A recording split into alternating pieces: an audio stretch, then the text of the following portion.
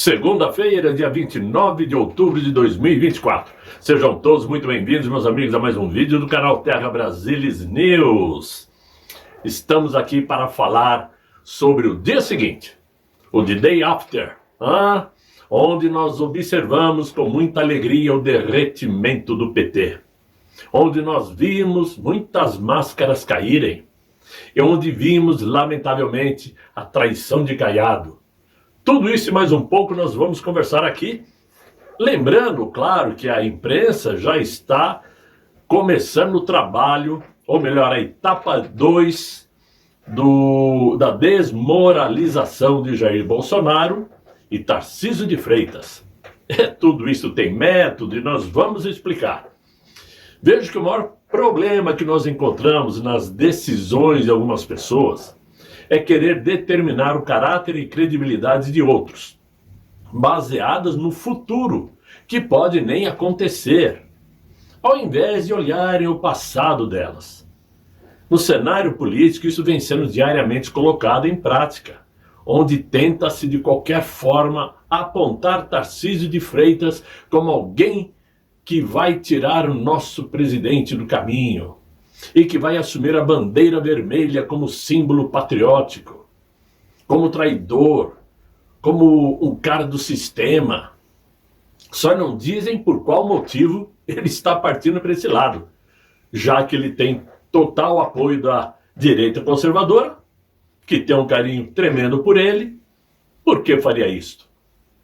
Para quem acompanha a política, olhando os fatos de fato, e não informações e militâncias, sabe perfeitamente distinguir o papel de um parlamentar e o papel de um executivo, no caso Tarcísio de Freitas, que precisa sim obrigatoriamente, não é por opção, é obrigatoriamente, até pelo cargo que ocupa, se relacionar com todos os níveis de poder, para dar andamento aos seus planos e projetos de governo. Já disse antes que Tarcísio de Freitas não pode negar apoio a quem quer que seja, principalmente a quem dá apoio ao seu trabalho. Principalmente porque nem tudo que o governo de São Paulo pretende executar em seu estado independe do governo federal. Muito pelo contrário. Tomem como exemplo, que eu já falei antes, o túnel Santos-Guarujá, por exemplo, que está incluído agora por deliberação do governo federal no PAC 3. Esse é um dos exemplos. Muitas outras obras dependem da Prefeitura de São Paulo, não somente do governo, por isso tem que estar alinhado com o prefeito em exercício. As pessoas precisam ter isso em mente. Claro que Tarcísio de Freitas aumentou sua musculatura política ao bancar a candidatura de Ricardo Nunes. Mas não significa dizer que a âmbito federal ele tenha superado o nosso presidente mito, como a imprensa aí tenta agora apregoar para enfraquecer a liderança do melhor presidente que o Brasil já teve. Aqui em São Paulo, Ricardo Nunes deu uma surra impiedosa em Guilherme Boulos, que em comparação com o pleito de 2020, quando concorreu contra Bruno Covas, perdeu eleitores, mesmo com a ajuda, claro, do tal Marçal, grande derrotada em São Paulo, uma surra estrondosa, não só porque foi demitido ainda em primeiro turno, como também por ter feito aquele trabalho de coach, vendendo autoestima a Guilherme Boulos na antivéspera do segundo turno. Aquela entrevista que ele fez querendo levantar a bola de Boulos, foi uma bola fora. Alguns na imprensa dizem que tanto o inquilino do Palácio do Planalto como o presidente mito perderam, porque não foram os protagonistas. E isto mostra desde já o início dessa fase 2 que eu citei, de desmoralização política contra o mito. E a favor de Tarcísio de Freitas como o garoto do sistema. É o que eles dizem. Tudo tem método, que é romper a boa relação entre os dois. Tarcísio não precisa se separar de Bolsonaro para seguir seu fluxo de um dia chegar à presidência, já que esse é um caminho natural para quem administra o maior e mais poderoso estado do Brasil. Maior não, mais poderoso, maior não é. Ora, quem perdeu mesmo foi o líder petista, aquele que está inquilino no palácio, né? Escondido de tudo e de todos, e que usou a tal proibição de viajar por conta daquele tombo mal explicado, para não fazer palanque em São Paulo, já sabedor da derrota iminente que Boulos iria sofrer, como também não foi ver de perto o fracasso humilhante da tal Maria do Rosário lá em Porto Alegre. Até porque os gaúchos estão esperando ajuda federal até agora para reconstruir o Estado. Quem perdeu foi o PT, que praticamente foi dizimado em todo o país, deixando claro que o Brasil se encaminhou mais à direita nesse pleito, mesmo tendo candidatos eleitos pelo Centrão, bloco formado por políticos que se alinham tanto com a direita como com a esquerda e como ficam em cima do muro, mas cuja verdadeira ideologia é o pragmatismo do toma lá da cá.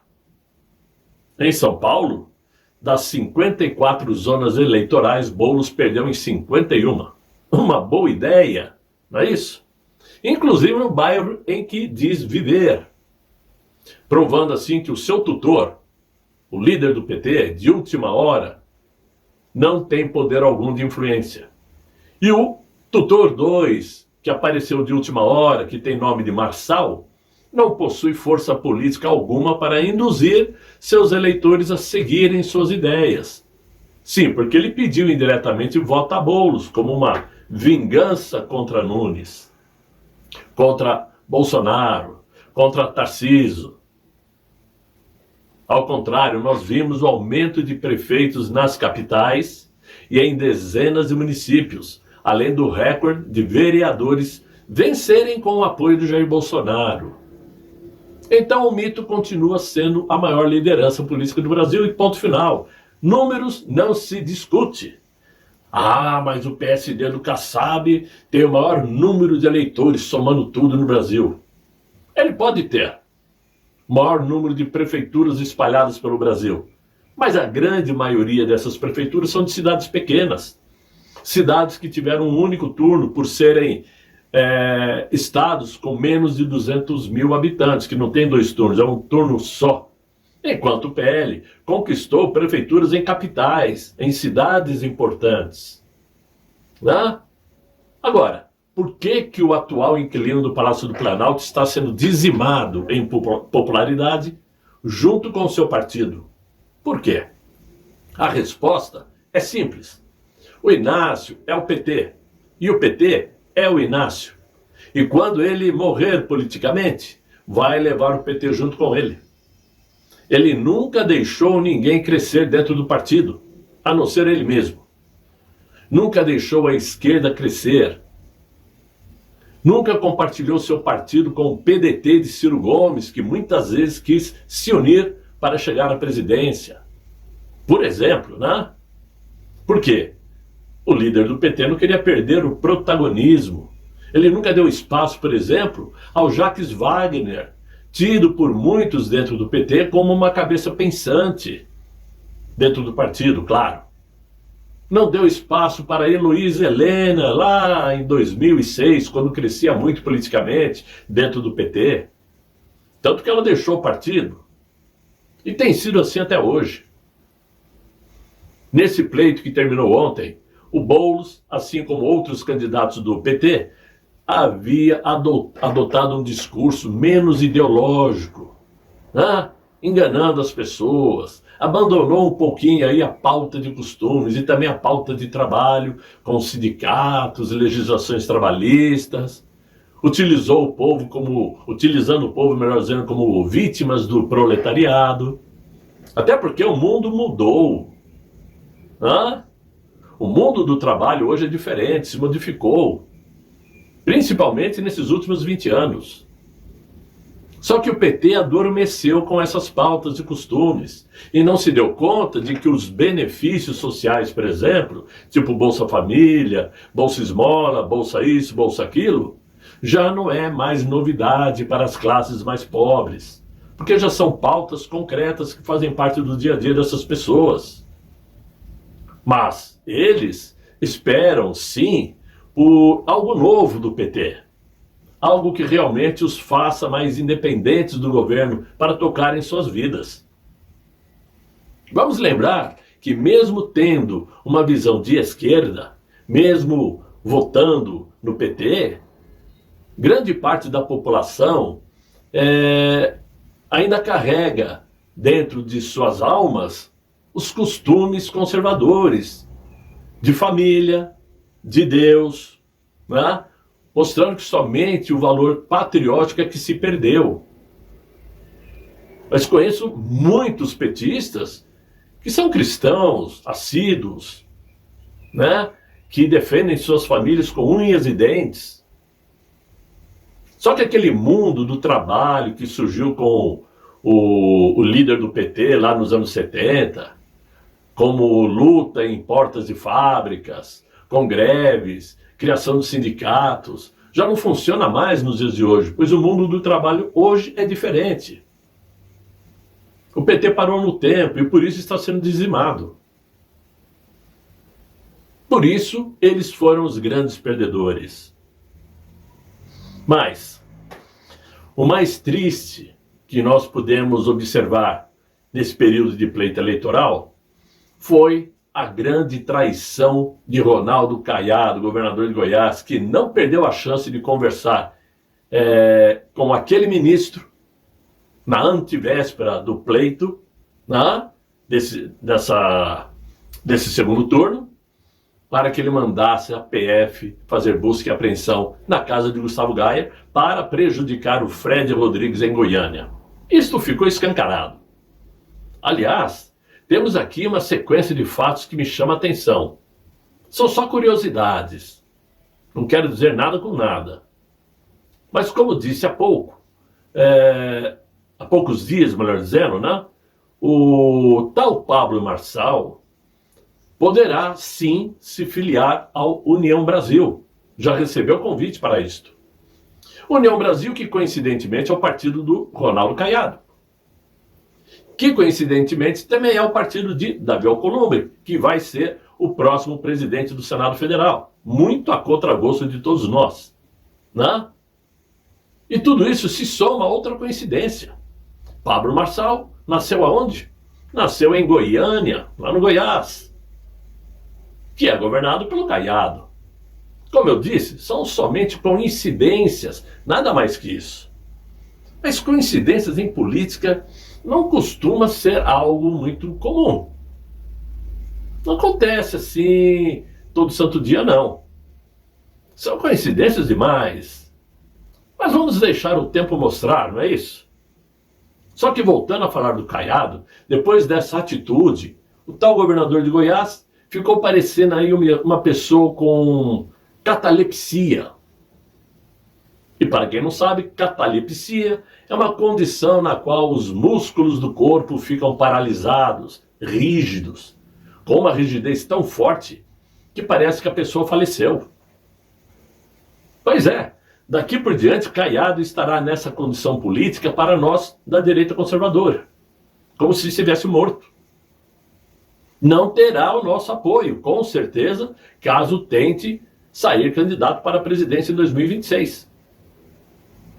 Verdade é que, terminando as eleições, agora, finalmente, a direita poderá sim se separar, poderá se dividir, pois não precisamos de pessoas com duas caras do lado do mito, pessoas que deixaram as máscaras caírem.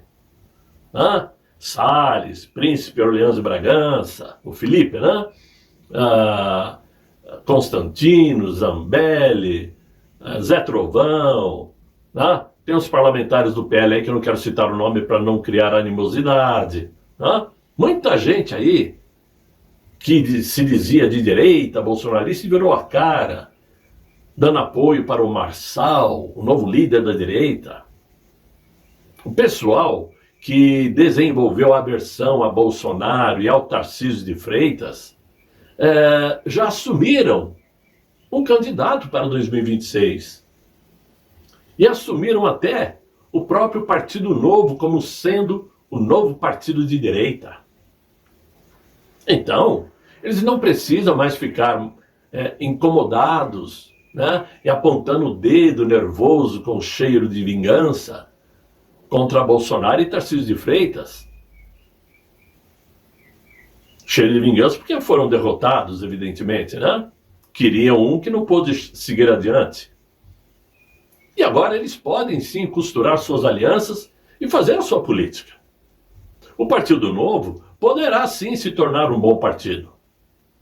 Nada impede que isso aconteça, até porque, em minha opinião, poderá inclusive ser o caminho natural para Cristina Grêmio, que saiu com um capital político estrondoso, invejável, nesse pleito de Curitiba. E não teve apoio do PL, do Valdemar Costa Neto. O PL apoiou o seu concorrente, não é? E, portanto, ela cairia como uma luva no Partido Novo. Fato é que Jair Bolsonaro não é o presidente atualmente. Ele não está governando. Ele não governa, vamos dizer assim, esta direita light, livre de calorias conservadoras. Não há motivos para que esse incômodo constante contra ele continue. Assim como ninguém fica perturbando, por exemplo, caciques do MDB, do União Brasil, do PP, do PSDB, do Podemos e outros. Mas ficam só se incomodando com o PSD, porque o PSD apoia Tarcísio de Freitas, que apoia o Nunes, e que agora vai trair o mito, blá, blá, blá, blá, blá, blá. Então, direita light, façam, ou melhor dizendo, faça, né, sua política de direita, e quando necessário, em situação de perigo lá na frente, coloquem o rabinho entre as pernas e peçam a opinião de quem realmente é o verdadeiro líder da direita do Brasil. Só isso que eu tenho a dizer. Então, meus amigos, derrotamos o PT. E o PT vai virar centrão e não demora, olha, 5 anos. 5 anos o PT será centrão. Ele já está encaminhando suas tropas para lá. E aí sim, vai chegar o momento que vai haver o PCO, que é sim extrema esquerda e que condena o PT. Vai haver os bolsonaristas, que eles chamam de extrema esquerda, direita, né? Ridículos. E vai haver o centrão, que vai colocar praticamente todos os partidos dentro dele, inclusive o PL.